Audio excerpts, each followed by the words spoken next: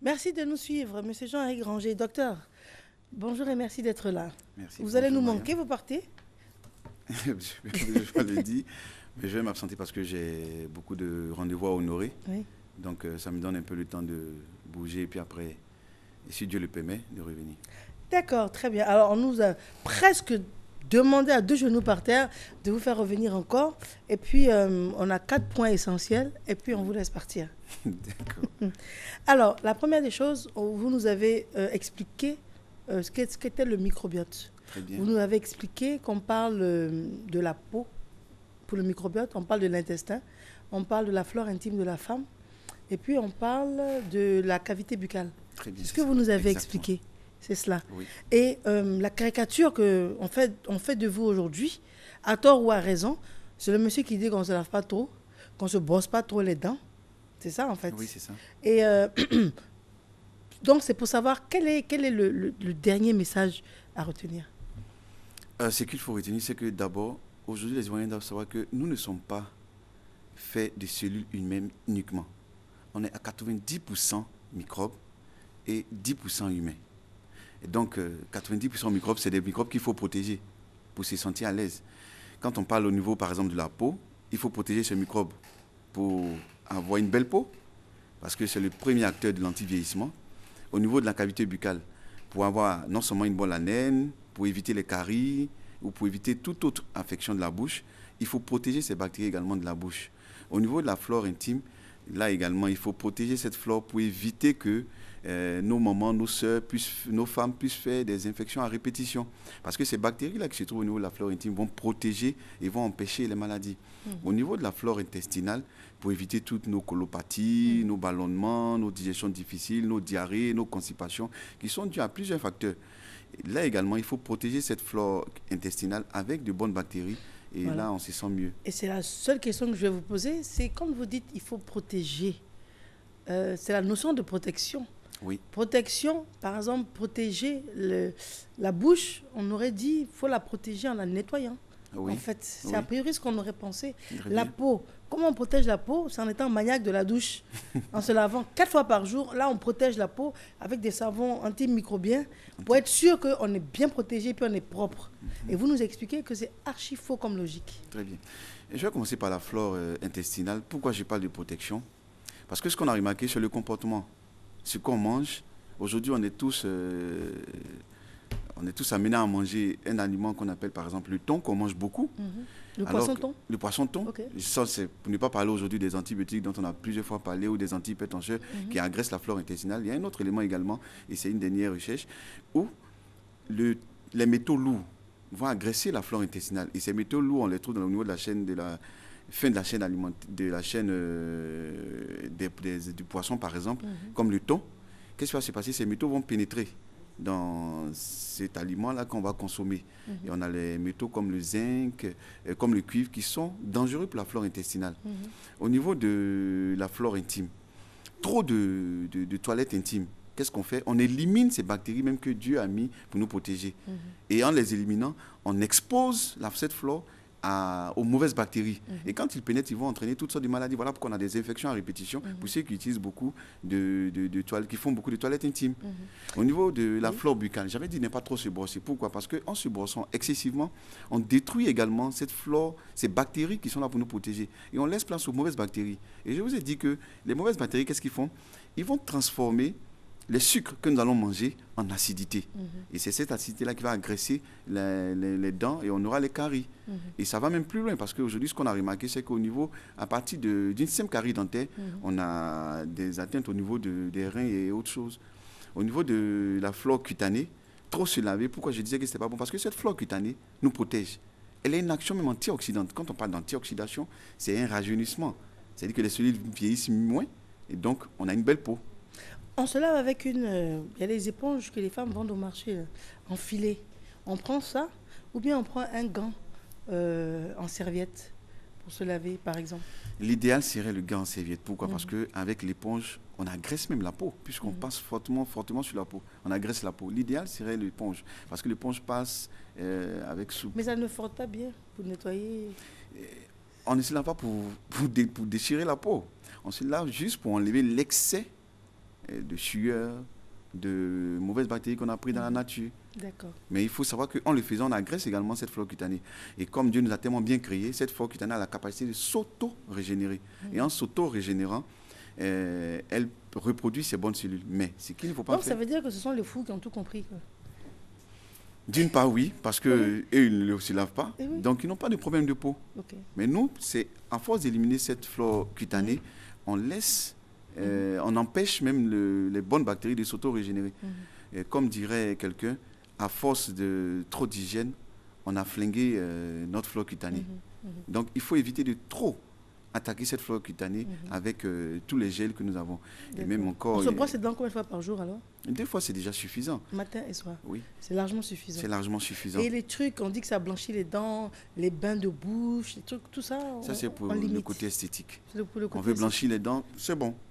Mais ce qu'il faut savoir, c'est qu'en le faisant, on fragilise également cette belle dentition que Dieu nous a donnée. Aujourd'hui, on a tendance tous à vouloir avoir des dents blanches. Oui. On se dit que c'est plus joli. Oui, mais est-ce que derrière ce côté joli, il n'y a pas une autre chose qu'on est en train de faire? Parce que ce que je demande à tout le monde, c'est de surtout faire le détartrage. D'accord. Et là, par contre, ça élimine... c'est médical et ce n'est pas esthétique. Voilà. Ce n'est pas médical, ce n'est pas esthétique, mais encore ça protège ses dentitions. Trop, le fluor, il durcit les dents, mais en même temps, il les fragilise.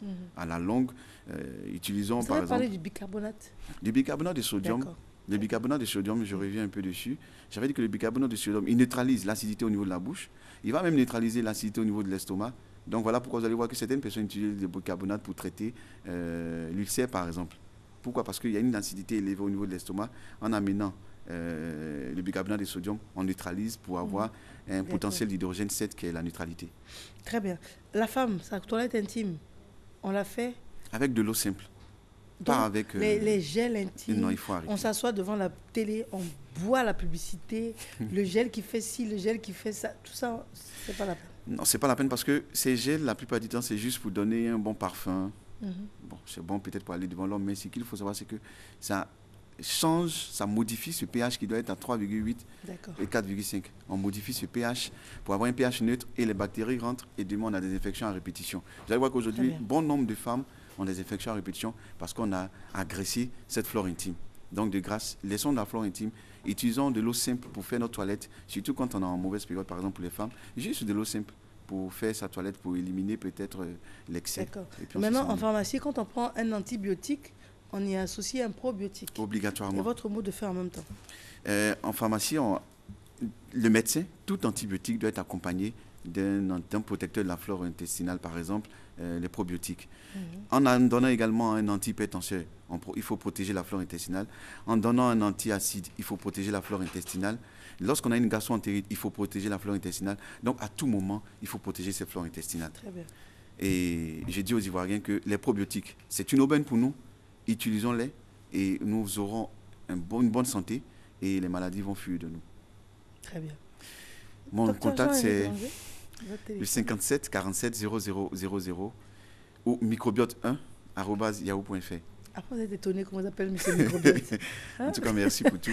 Et merci puis, j'espère que les Ivoiriens ont bien compris cette leçon. En tout cas, nous espérons également. Merci. Merci encore et puis à bientôt. Si Dieu le veut. Sur nos plateaux. Merci à vous. Merci. Alors, une personne ressource que vous appréciez en remplace une autre. Monsieur Bébé Douka est avec nous. Bonjour à vous. Bonjour. Alors, vous êtes Monsieur Cerveau. Tout à fait. C'est cela. Vous nous expliquez qu'on a des potentialités infinies avec le cerveau et qu'on utilise moins de 10% du potentiel qu'on pourrait utiliser et qu'un surdoué, il a combien de pourcents? 10-15%. 10-15% de surdoué. Donc les gens ordinaires sont... enfin, la grande majorité de la population. Oui, moins de 10. Moins de 10. Oui, tout à fait. Et avec ça, on se dit très intelligent puis on pense tout faire. Tout à fait. Or, on peut aller beaucoup plus loin. Beaucoup plus loin. Et le cerveau, c'est un trésor en fait. En fait, c'est ça. Il y a un trésor dans notre cerveau. Il faut savoir que l'appareil le plus sophistiqué, l'outil le plus perfectionné, ne peut pas nous être plus utile si on ne sait pas comment il fonctionne. Or, notre cerveau, il est l'un des appareils les plus sophistiqués. Et malheureusement, on ignore comment il fonctionne. Et on ne peut pas l'utiliser pour rendre notre vie meilleure, pour rendre notre santé bien, etc.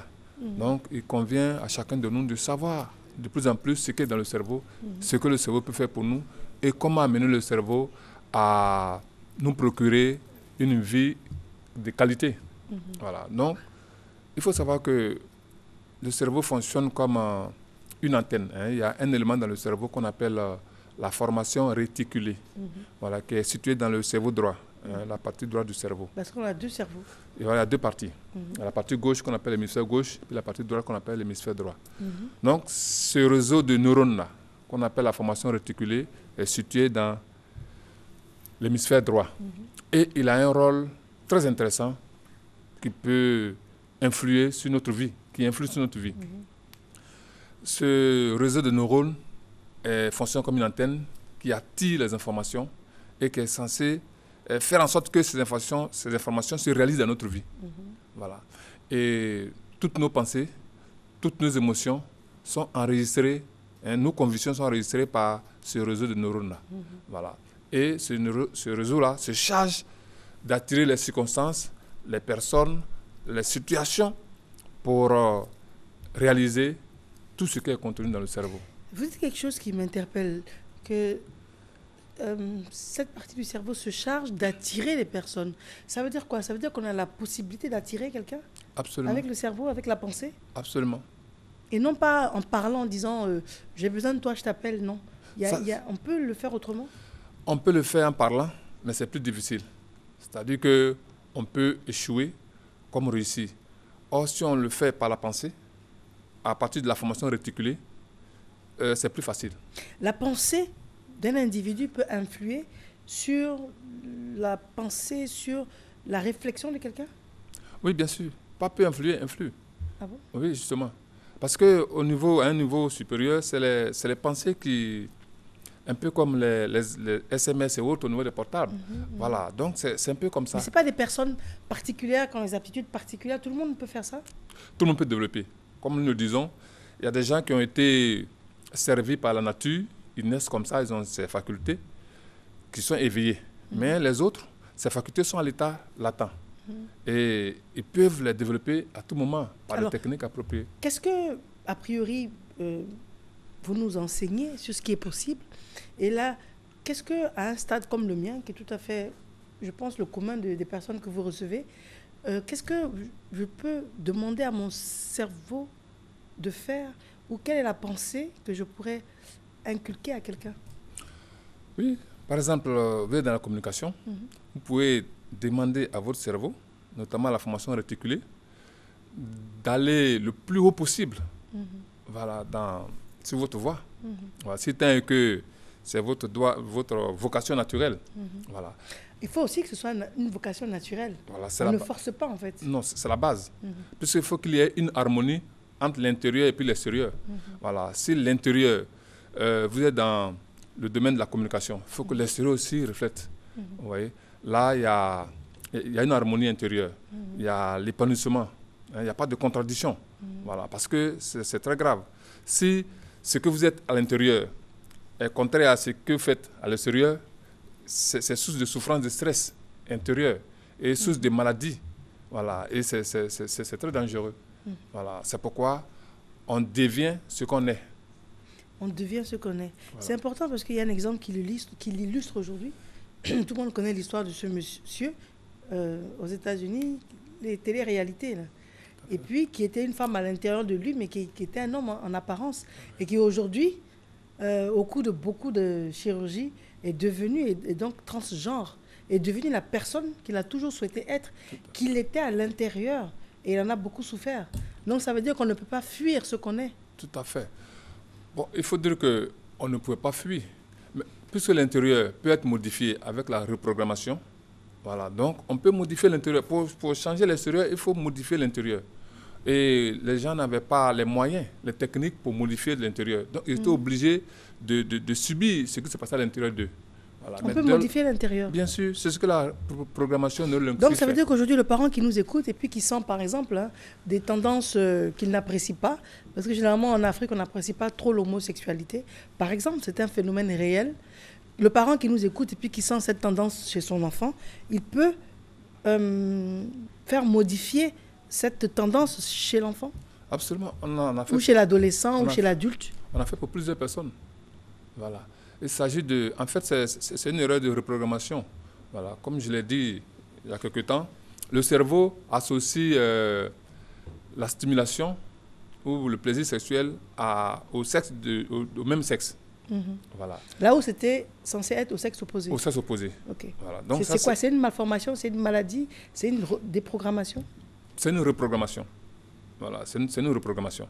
C'est-à-dire que au lieu d'être naturellement comme ça, ça devient autre chose. Voilà. Parce que toute notre vie, le cerveau fait des reprogrammations à notre insu.